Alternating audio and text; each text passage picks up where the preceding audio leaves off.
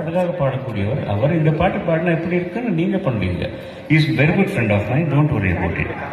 அவர் phone பண்ணி உங்களுக்கு கேட்பாரு, அந்த மாதிரி அவர். He will ask us, भाई जरा नकल करो हमको. He will say that. अपने को पाठ में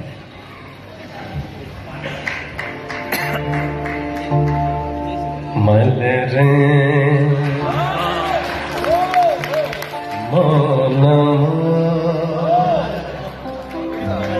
मौन वेदमा मलक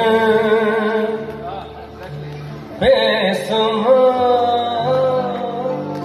பேசினா ஓயுமா அன்பே மலர்து.